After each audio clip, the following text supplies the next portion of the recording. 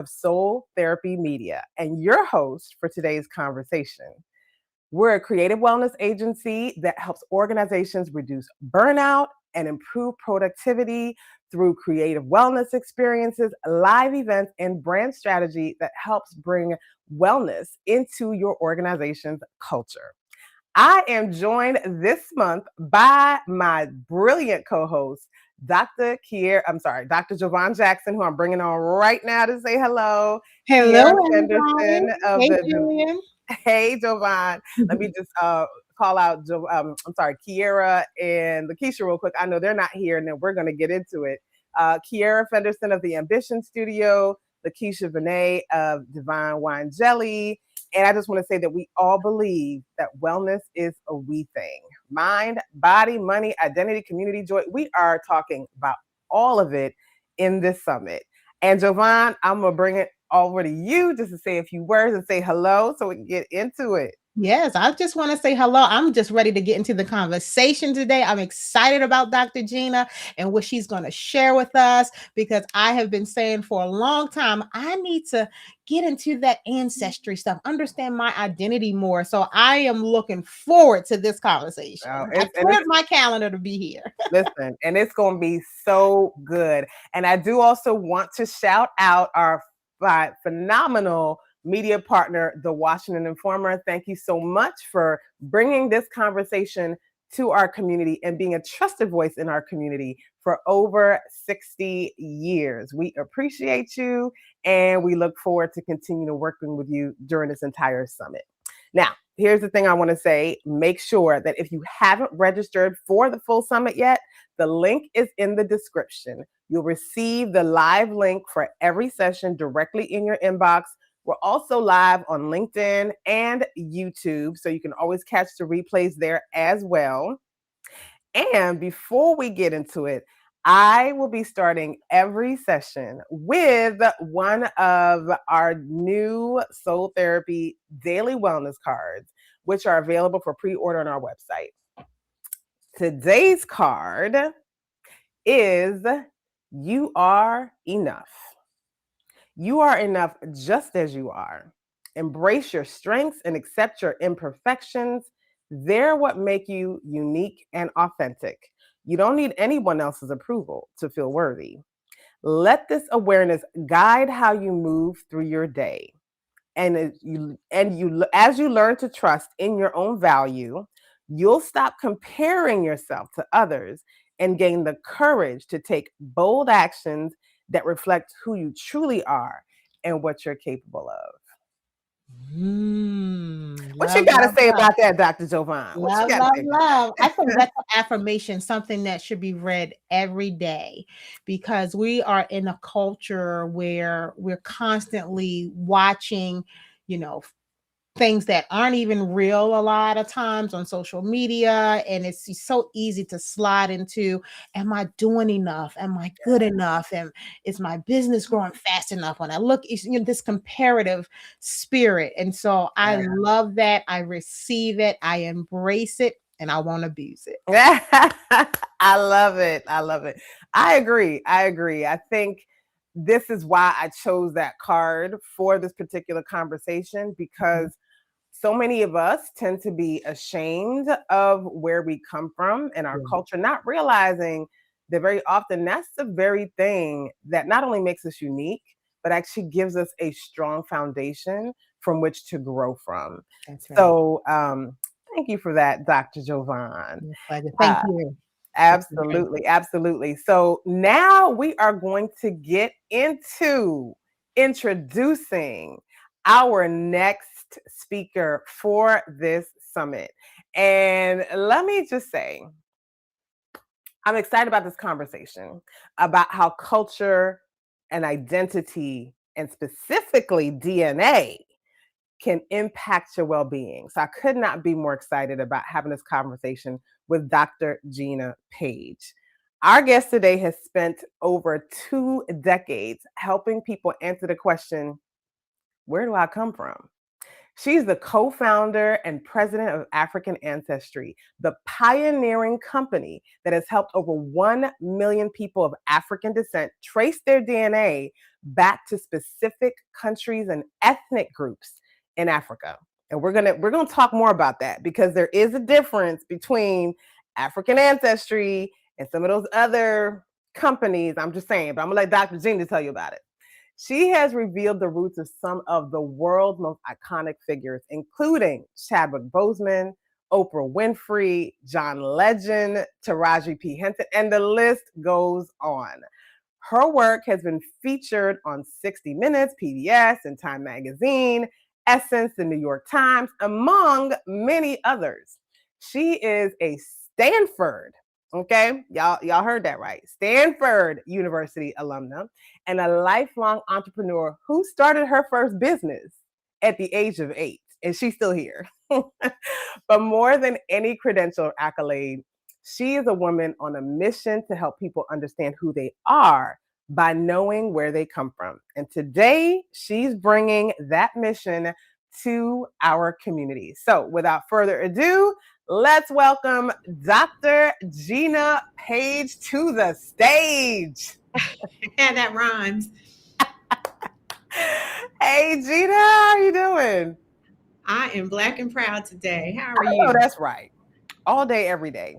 All day, every day. So I just really want to thank you for making the time for this conversation. I think you have so much to share with our audience as it pertains to culture, well being, DNA, identity, all of the things that make us who we are. And sometimes we're not fully, embracing. And so I really am looking forward to getting into how the work that you've done over more than 2 decades with your team at African Ancestry has empowered over 1 million people of African descent. So, first and foremost, thank you for your commitment to the community and to the work that you have done over all these years. You're welcome. You're welcome. And thank you for having me here. I get to be a part of the summit, and you know, you emanate joy all the time. So I appreciate being included in some soul therapy work. Thank you, Dr. G. And just so you all know, I call her Dr. G, but she is Dr. Gina Paige. I just, that's an inside thing. And I really want to start this by kind of level setting why this conversation is even personally important to me. And I know, I've gotten some comments from other people who I posted about this conversation online, and they were saying how my story resonated with them. So as Dr. Gina, I am originally from East Africa, from Uganda, come from an immigrant family, moved here when I was really young. And, this was some time ago. This was before Black Panther. Okay. So you already know, like back in the day, there was nothing about being African and proud. Yes, Black and proud, yes, but African and proud, that was a whole other thing.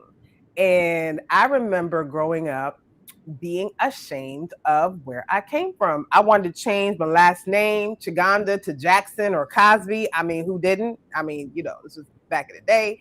I wish I had different features. There were so many things I wish that were different. And it wasn't until I got older and I was part of an East African all women's dance troupe where we got to perform all around the country, sharing our culture and our dance and our music and our drama and our stories. And it wasn't until I saw how people responded to our culture and they were like intrigued and excited and they wanted to know more. And I was like, oh, wait a minute, this is something to actually be proud of. So I was fortunate to have that experience, but I know not everybody, and this pertains, we're talking about African ancestry, but as we know, culture pertains to, it's a global thing, right? Um, and I know not everybody who comes from a different culture than where they live is necessarily comfortable in their skin, because it can be very uncomfortable when you look different, talk different, dress different, eat different than everyone around you. So for me, seeing the work that you do and seeing how people respond when they get their results, I mean, I'm just like, man, I get excited because I'm just like, it's such an important thing to know your roots. So I would love to know from you, what made you dedicate your life to this work?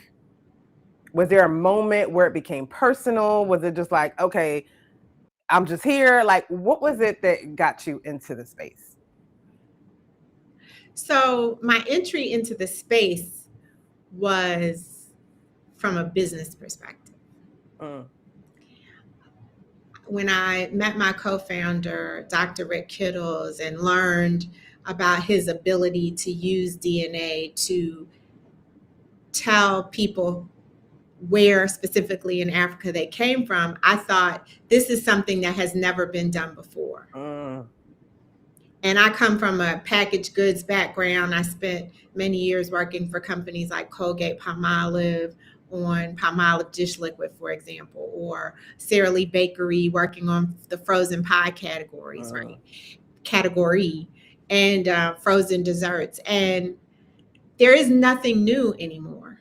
mm, Any product that we use, it may say new, but it's just the next generation of something that came before it, right. right? You put some scrubbing bubbles in a dish liquid, you turn cheesecake into bites and cover them with chocolate. You know what I mean? It's nothing's new. Yeah. But this ability to use DNA to tell us something so important was brand new and never been done before. And so I wanted to continue to work for myself, bring a product to market that no one had ever seen before. And it was important that it was a product that was for the benefit of the people that I'm passionate about, which is Black people. So while his entry into the space was from science and his own identity, mine really was business. Like, okay, I want to do that. Yeah. And then over time, it quickly became something that I'm not even in control of. It may sound trite to others. I don't really care, but it really is the ancestors telling me to do this, Julian. And it's not like I hear them directly, and but there's no rational reason for this company to be in existence in 3 years. It's just not. Well, let's talk about that. Why do you feel that way? What is it that makes you say that? Well, so we compete in a marketplace that we help to start as a niche business. And the competitors, colleagues around us, they have been able to control the narrative because they have more money and they talk to more people than we do. Yeah. Not to mention the fact that in 2003, when we started, what did we know about DNA? Like, not a whole lot. Brand new, and it was used to exonerate people. Yeah. It was used to incarcerate people. It was nothing. We knew about the Tuskegee experiment. Yeah. Nothing positive, really. Yeah, that's very true. There's that.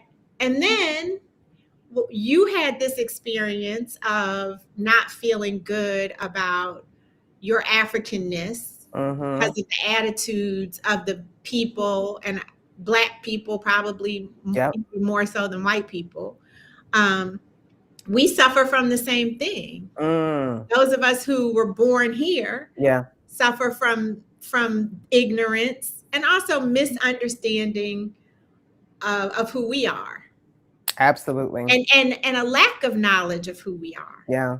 Yeah. So then we're trying to tell a group of people that isn't necessarily 1000% vested in their Africanness that you should want to know where in Africa you're from. Don't know that Africa is a continent and not a country. People who can't name more than 3 African countries. So when you put all of those things together, it's not really a recipe for resounding success. That is so true. And I feel like things have shifted. I mean, there's still a lot of education that needs to happen, but I think work that you have done and so many others in so many different fields have really helped people become more cognizant and more educated. And of course, the internet, social media has helped, about what, first of all, that to your point, Africa is not a country. Is not a country. Let's make that very clear.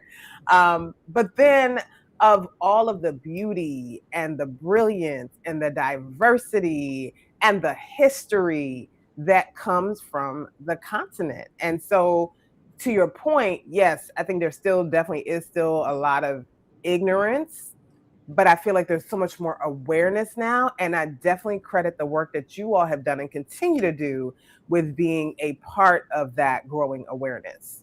Thank you. I think you're right. I received that because we used to say that we have increased the genetic literacy of the Black community.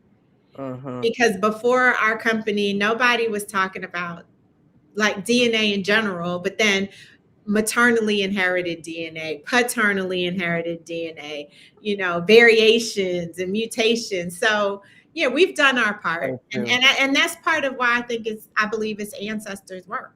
Yeah, that's real. That is real. Speaking about, this is probably more of a recent ancestor. We're gonna share a clip a little bit later on this.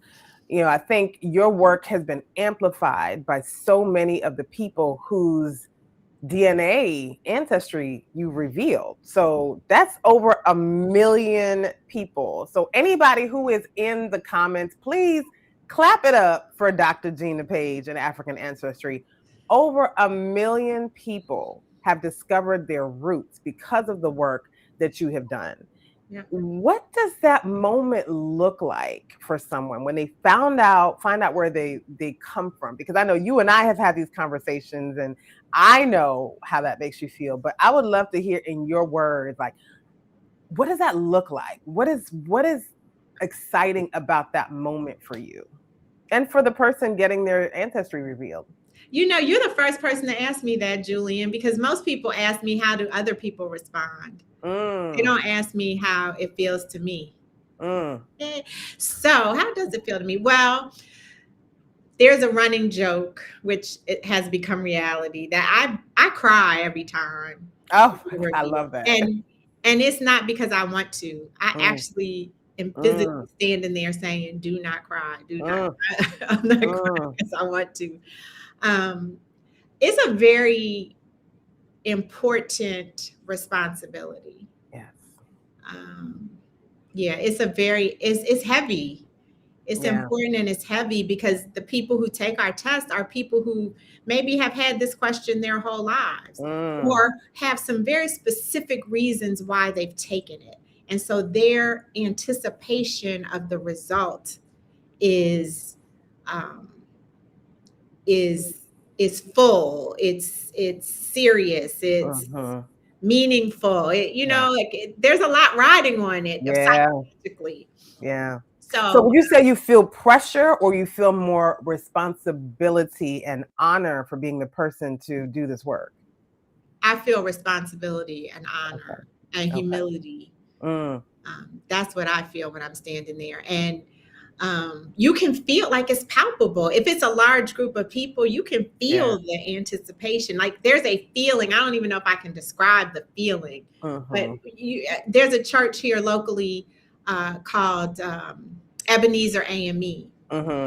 And many, many years ago, it might have been 07, 08, we revealed the pastors Granger Browning and Joanne Browning. And we did it during a service. In the pulpit with them. And when I tell you the way the congregation responded, I thought for sure the roof of the church was going to open up. I was like, oh my God. Wow, that is powerful.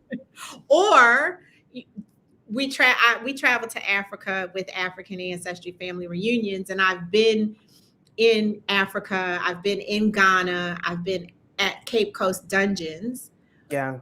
Where we have stood on the grounds of above the dungeons, and I've done reveals, and that's a very solemn. Oh yeah.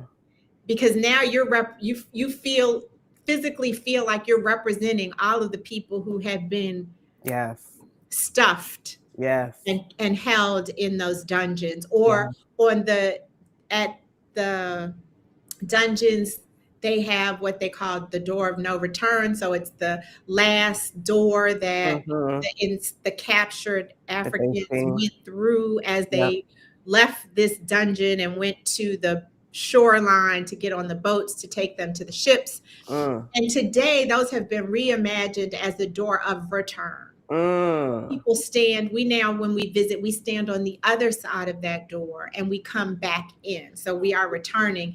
And one time I did a reveal for the band, the go-go band, Black Alley, another local. Oh yeah, DC.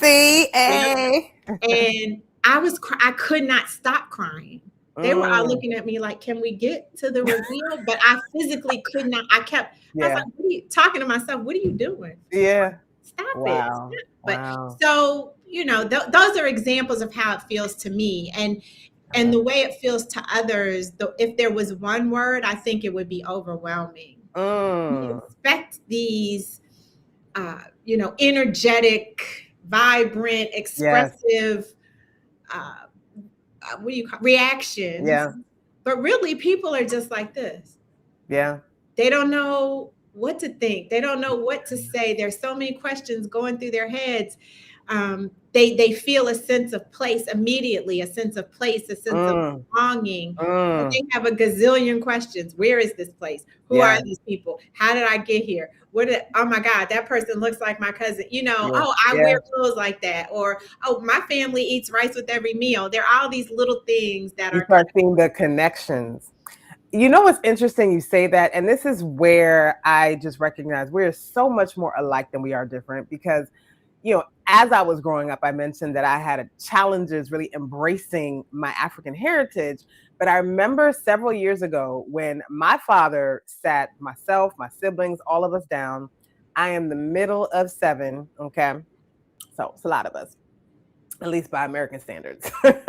But he sat us down, and we had wanted to know our family lineage. And so for me, I had always taken for granted that if I wanted to, I could find out where I came. Like, I knew where I came from. I knew the village. I knew, all of that.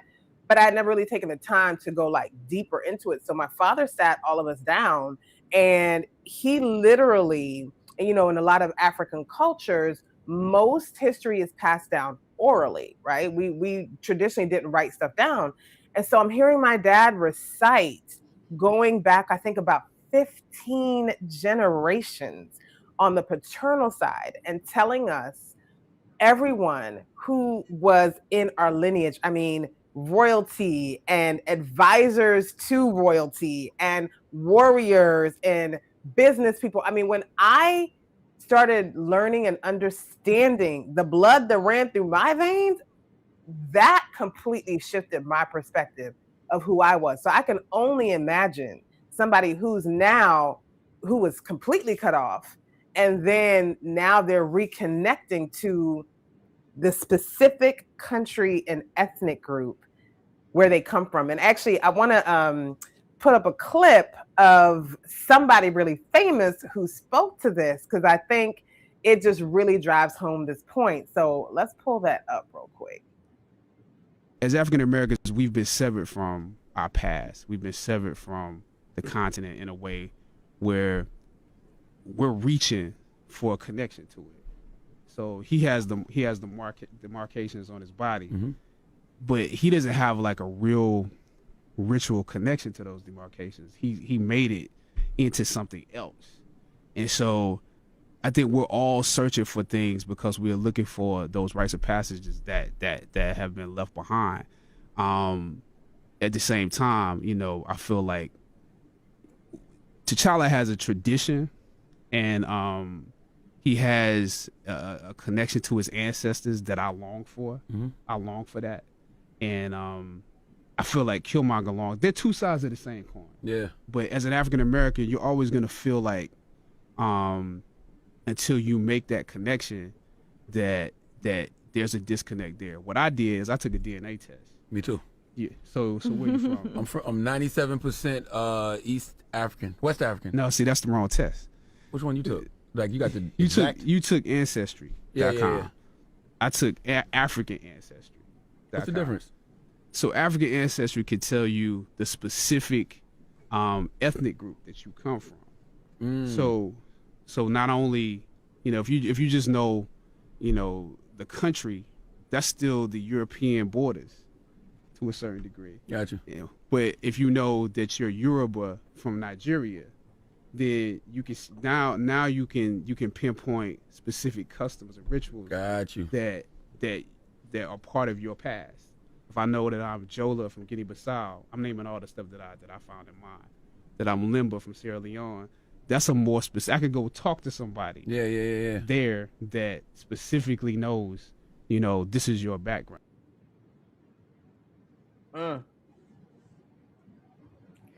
Let's talk about that clip for a second, because I know that it was pivotal. And I want you to talk about, first, I'd love to hear you share what that reveal was like with Chadwick Boseman, and then really share how that clip impacted your work at African Ancestry. So I didn't reveal Chadwick Boseman. Oh. He took the test in 2009. And before any of those major roles that we know, iconic roles that we know him for. And this interview was in February of 2018, the week before the release of Black Panther. Black Panther, yeah. So he talked about African ancestry in every press interview that he did. Wow. I had never met Chadwick Boseman when he did that. Wow. So I referred to him as our angel investor. Because our business tripled in 2018. Wow, that's incredible. And it's because from a business perspective, we had just started doing Facebook ads. And that was the clip that we used in the ad. And the Breakfast Club was very generous to allow us to run that clip. And then the part, you cut it off right before Charlemagne says, I should do that. And so, or I need to do that. That's what he said. And so we got to Charlemagne, and I went back and I revealed Charlemagne. So then that gave us more content and more exposure. But the day that clip aired, or the day that interview was live, we got inundated. Wow. With phone calls. That's incredible. People calling, it was a business person's dream. But he's our angel investor because, and when I emailed him to thank him, and his response was, that's what I'm supposed to do. That's real. And let me jump in here real quick, because we had some really incredible comments from viewers, and there's comment from The Plug. So there are people watching who have taken their ancestry, and I want to definitely recognize that. So there's a comment from The Plug. He says, I got my Matriclan and Patriclan results this February. It changed my life and the lives of my family members. And he said he was on YouTube exploring his maternal tribe right now, and he stopped to watch this live. So thank you for watching. You are in the right place. And so somebody else says, a Plechette Ball says, Shout out to Plechette. Yeah. Okay, okay. She says, because of African ancestry, I'm aware that my mother's lineage is from the Yoruba and Fulani people of modern Nigeria. So, woo! I mean, yes, Chadwick is now an ancestor, but you have so many people here whose lives you are still impacting. And I mean, they're letting you know right now, giving you your flowers right now, Dr. G. And if I can say, so I've never personally met Plechette, but what I do know about her is that she is very well steeped in the history in New Orleans and in the Yoruba culture. So for her to get Yoruba results was consistent and an affirmation and a confirmation of who she is. And you know what? I think that just speaks to the fact that our DNA always knows. it's baked in, you know. And I would love for you to even talk about your own ancestry results, because I think it speaks to what you just said about it aligns. Yeah, so the story that I like to tell is when we first started this company, we used to give away the Encarta Africana DVD. So now we give away a digital I was about to say that copy. DVD, you know, that's back in the day. But the digital divide was real then, and it's still real today, unfortunately. And so there was an elder who called and was like, "You need to tell me about the House of People, because I don't have a computer, and I can't use this DVD." And so my father's ancestry, going back 500 to 2,000 years, is Hausa. And everybody on my father is one of 7, like you. He's not the middle though. But everybody, all of his siblings, my grandparents, my cousins, all of us are entrepreneurs. Every single one of us has done something entrepreneurial. And so when I started reading to the elder, I read to him that the Hausa people, the Hausa women, are the business people of the culture. Yep. And I got goosebumps. I was like, oh my gosh, this all makes sense. Yeah. Yes. Yeah, definitely all makes sense. And speaking of, you know, we're talking about DNA. We know there's other DNA companies out there that people of African descent may have gotten their results from. Can you speak to what makes African Ancestry different from all the other platforms and companies out there doing this work? Gladly. Thank you for asking. So the way the whole industry works, Julian, is that a company will take some portion of your DNA and then look for matches to whatever it is they're researching. Look for matching portions of DNA elsewhere in the world. So we have all compiled these databases of lineages of DNA from people all over the world, so that we can take your DNA, compare it to this DNA, and look for a match. And when you find a match, then you found someone with whom you share that in common. Okay. So for African Ancestry, we're looking at DNA that you've inherited from your mother's mother's mother, going back 500 to 2,000 years, or DNA that you've inherited from your father's father's father, going back the same period of time. And one of the ways that makes us different, besides that, the DNA we look at, is the fact that we're looking at one branch of your tree. So we're not looking for all the ancestors that came before you. We're looking for your mother's mother's people, your father's father's people, or whichever branch, but one branch at a time. And we can be very specific. We say you share ancestry, like Chadwick, with the Limba people living in Sierra Leone today. Or like for me, you share paternal ancestry with the Hausa people living in Nigeria today. So that's one way we're different. The other companies say you're X% African, X% European. Or Y% European. Within Africa, you've got some percentage from this region, some percentage from this region, and this region. They break it down into regions. But they're telling you about an overall mix, not a specific branch. Let's talk about what we compare it to. So if you want to know where you're from in Europe, you want to compare your DNA to as many Europeans as possible, right? If you want to know indigenous, you want your DNA to be compared to as many indigenous people's DNA to have the best chance of finding a match. With African, you should want your DNA to be compared to as many African samples as possible. So at African Ancestry, we have over 33,000 African samples. Compared to how many at some of these other companies? 6.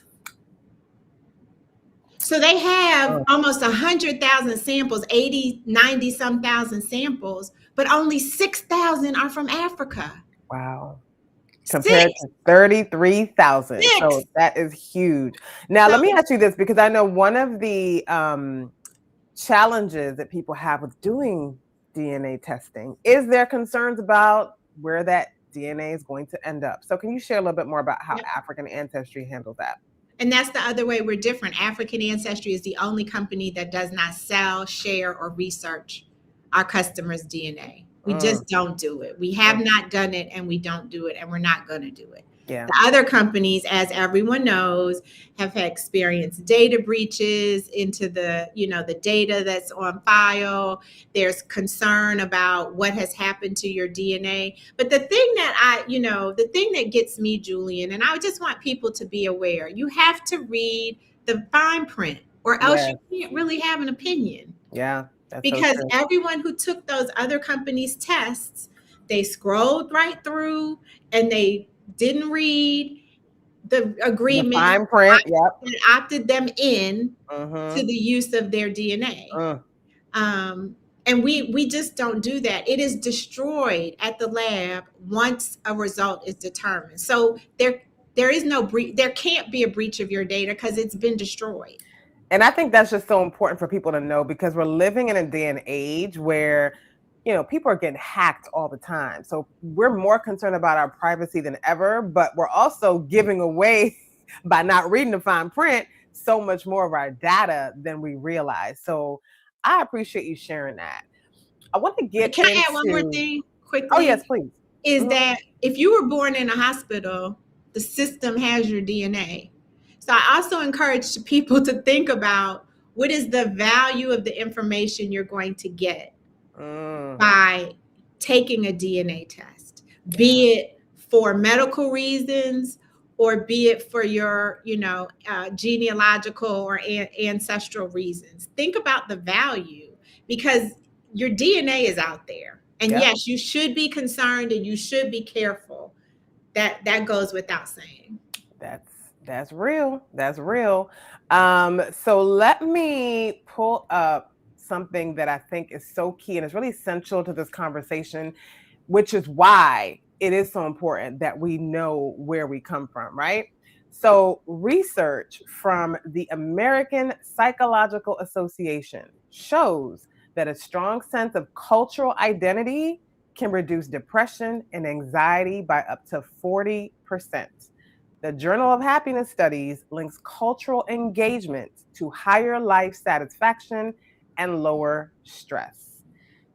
So, I don't know if you're aware of that particular stat, Dr. G, but I'm sure in your work you've come across how, maybe not specifically mental health, but just how this shift in knowing your identity can really change people's lives. So when we think about the science that I just shared, would you say that matches what you have seen and why this connection is so strong?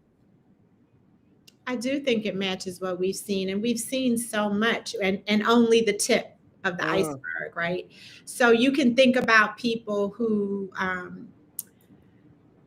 there's so many things I want to say. Okay. There's a sister here, again, a local example. I'm shouting out for the homies today. And shout them out. I could give you examples all around the world, but I'm feeling my DC roots right now. There's a sister out in Severn, Maryland. I'm not Severn, Savage Mills, which is in the suburb of Maryland. And she started an apothecary tea blending business after she found out where she was from. Finding out her ancestry led her to start this, make a career shift, basically. Wow. Changed her career. That's incredible. There is, he's a teenager now. He's getting ready. Shout out to her company is called Ancestors Bosom. I suggest everybody go to ancestorsbosom.com. Shout out to Ancestors Bosom. There's a Julian who is the step stool chef online. Okay, Julian. Yes, another Julian. He's getting ready to go to college now in the fall. But when he was 11, he asked his mother, "Where are we from?" Because he went to a school, a private school, where they put up a wall of the world, a world map up on the wall, and told each student to put a pin in the country that they came from. And he asked his mother, "Where am I supposed to put my pin? I want to know where we come from." So he initiated this. And so then when we did reveal him, and I said, how do you feel now? You know, you're 11, he's 11. How do you feel? He could not stop smiling. We traced his ancestry to the Bubi people living on Bioko Island, which is off the coast of Equatorial Guinea, and the Tikar people living in Cameroon today. And he said, now I can put 2 pins on the map. Wow. That's all it took at 11 Wow. to give him a sense that he is the same. He has just as much depth, just as much history as everyone else in the school. So it can happen for a child. It can happen for an academic turned entrepreneur. It can happen for a 90-year-old grandmother who never thought she'd know where she came from and gets that answer. That's powerful. It absolutely, when you now have some tangible evidence that you can point to whenever someone tells you you can't do this, you shouldn't be able to do this, what you aren't.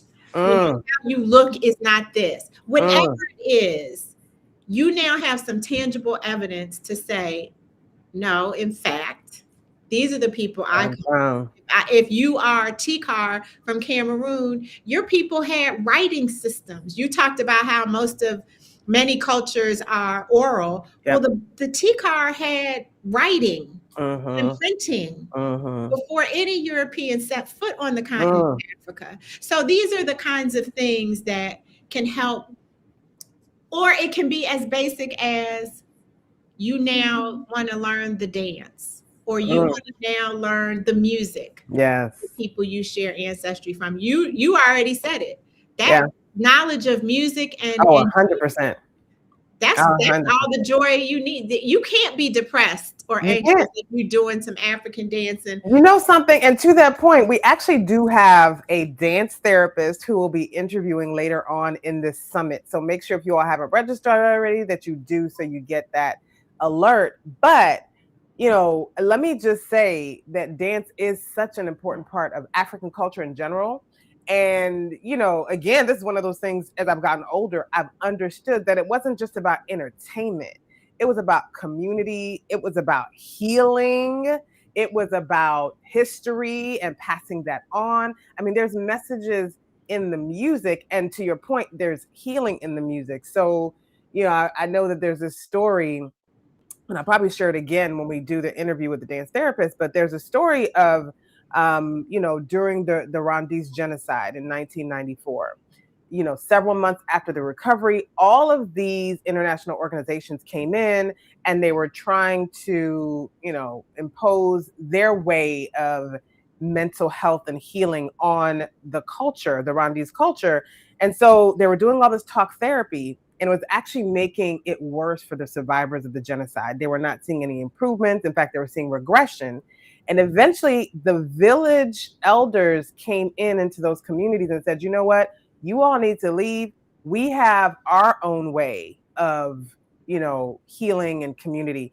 And so once those organizations left, the village elders went back to their traditional way of healing. And a lot of that had to do with dance and music. And that is where a lot of the healing came from. So it was just such a shift. And I think to your point, even, you know, here, what I love about DC, shout out to my DMV, there is so much of that African culture infused here and so much pride in that. And I see how that drumming and the dancing, you have so many organizations here that bring that culture and that music to our to our youth. You see how passionate I am about it. But it's just such a powerful thing. So I 100% agree. And I actually want to say, to that point, making sure people know that we have this free download from African Ancestry. So Dr. G, if you could walk us through what people can expect to get in this ancestor guide. Yeah, it's a short guide that gives you 5 really basic, easy ways to honor your ancestors. Sometimes we feel like ancestor veneration is a foreign concept. We've been conditioned to, you know, it was illegal honor our ancestors. You could die for honoring your ancestors during the period of enslavement here in the United States, the Americas, and the Caribbean. And so we often look at that as something that is contradictory to religions that we practice. And it's not. Your ancestors are simply the people on your family line who came before you, the people in your community who came before you. There are a lot of events that I go to where they pour libations and they just say, call out the names of your ancestors. And some people feel really like, I don't know what to say. I don't know. It's your grandmother. It's your grandfather. It's Harriet Tubman. It's not your auntie. You know, and so we just wanted to give some very basic steps people can feel comfortable following, just to start nurturing that connection, because we're already connected to them biologically. Yes, that's so true. And somebody asked in the comments, just speaking about ancestry, Jamie, she's asking, what are some free ways to trace your ancestry, and why is it so expensive to know self? What would you have to say about that? So it's it costs you nothing to interview your family members. That's good. Ask questions of your parents, of your aunts, your uncles, your grandparents, if they're still with you, your aunts, your uncles, friends of the family. Yes. That's how you can get information. You can get information from doing all kinds of genealogical research. Obituaries are a great source. Family information, history information. In terms of genetic ancestry tracing, there's a cost to that. That's not going to be free. There are organizations. We work with a lot of organizations. They get funding to do this for groups, and we work with them to do it. But it's going to cost. And so the question of why is it so expensive? You know, I also get the question, is that all it costs? I encourage people to think about, again, the value of the information. What is it worth to you to know where you're from? That is really the question, because our test is $299. We spend $299 or more on concert tickets, on dinners, on nights out, on designer items, that none of those things last. None of those things can you pass down. None of those things can you share with other family members over time. I mean, you can go out to dinner with family members and go to the show, but you know what I'm saying? This information that's not just for the person who takes the test, but it is for everyone, on every family member on that line. So when my father took the test to trace his paternal ancestry, that was for his 6 other brothers and sisters, all of their kids, my grandfather. Oh, what is that? $299 covers an entire family line. Yeah, line. Either paternal or maternal. Yeah. Yeah. So it's really about what you value. And we also understand that not everybody can afford the product that we offer, just like any company. And we do make payment plans available and we do encourage people to chip in as families. If you have 2 brothers and sister, split it in 3, and now everyone can contribute. One person takes the test, and again, multiple family members share in the results. Yeah. Somebody's asking on the African Ancestry website, which I encourage you all to visit, is there history about the different tribes? And that's actually a great question, because I actually, you know, Dr. G, one of the things that blows my mind about you is how much knowledge you have of these specific, not just the countries, but of all these specific ethnic groups on the continent, like bar none. And I know a lot of it has to do with the work that you've done, but it also shows like your commitment and how much you're vested in this work. So is there a place on the website that speaks about the different tribes, or where people can find that information? So once you are an African Ancestry family member, you receive a book, a digital book that has the historical and cultural information about the countries and the groups in our database. in the West African group. So most of our results come from West African countries, from Senegal down to Angola, and maybe as far east as the Congos. But occasionally we are getting results from other countries outside of West Africa. So then we're supplementing that guide with that information. Yeah, thank you for that. So I would love to, because we're getting ready to close out. Thank you all for staying with us. And I'd love for you to share on some of these tips that people can take away from this conversation. Yeah, well, the first one is explore your family tree. As I just mentioned, when you know something about the people who came before you, then you know something about what's possible for you. And it could be that you don't want to go in that direction, or it could be that you want to take that direction to another level. Well, that's just within your family tree. If you go even farther back, now you've just opened the world up even broader. The second tip is that your heritage is your superpower. I was talking to some students at a high school, and they were like, what should we be doing to try and get into college? And Julian, girl, I didn't know, because I don't have any high school students, but one of them was from Bolivia, one of them was from Peru, and one of them was from Ethiopia.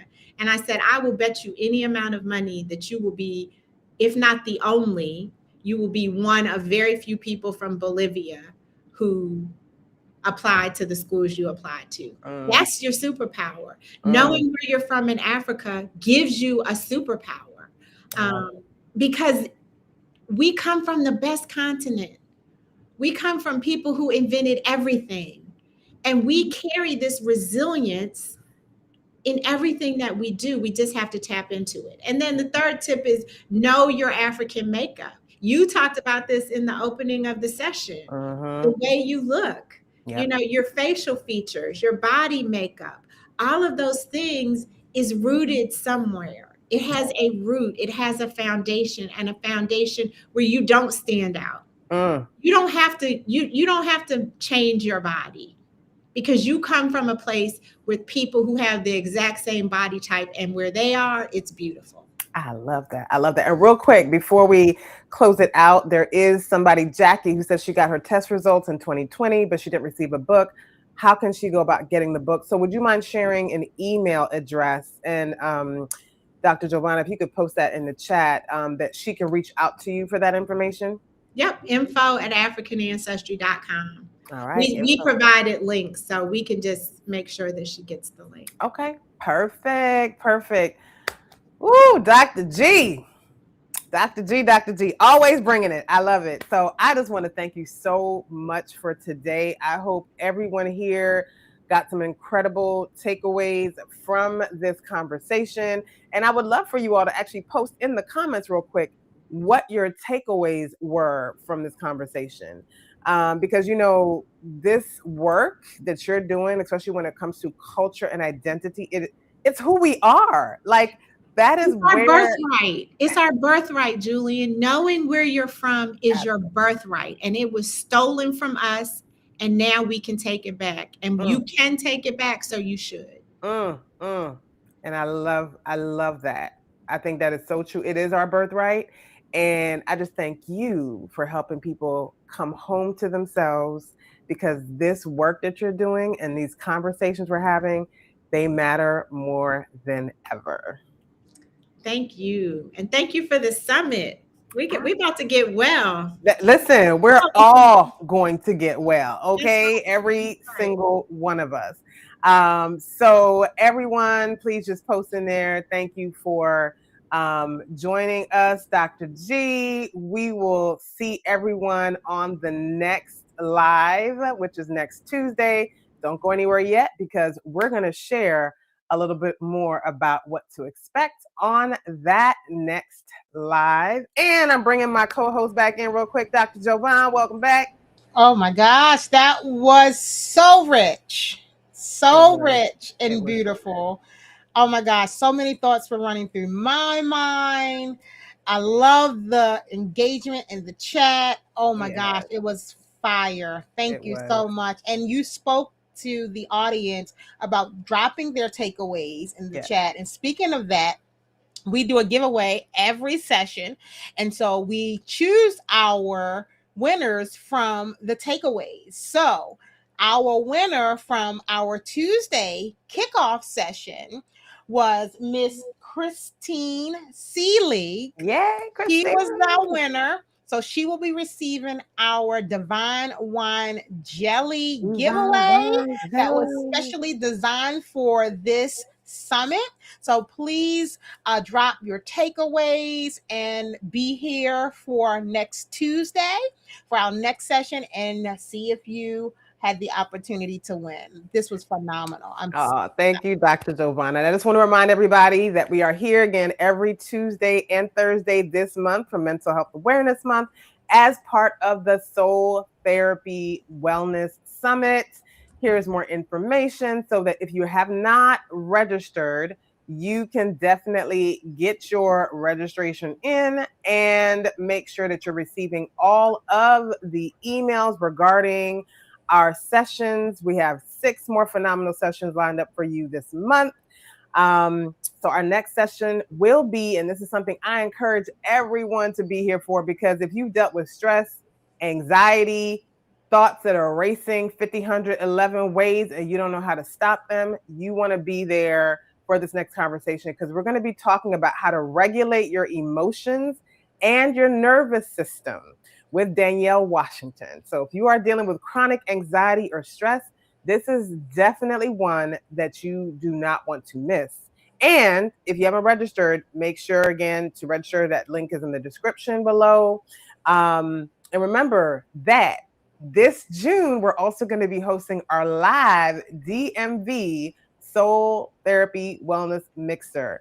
So for those who are registered, you will get the details first in your email. And again, many thanks to our media partner, the Washington Informer, which has served as a trusted voice for the African American community in the DC metro area for over 60 years. Thank you all for joining us. We will see you all again on Tuesday. Have a great afternoon.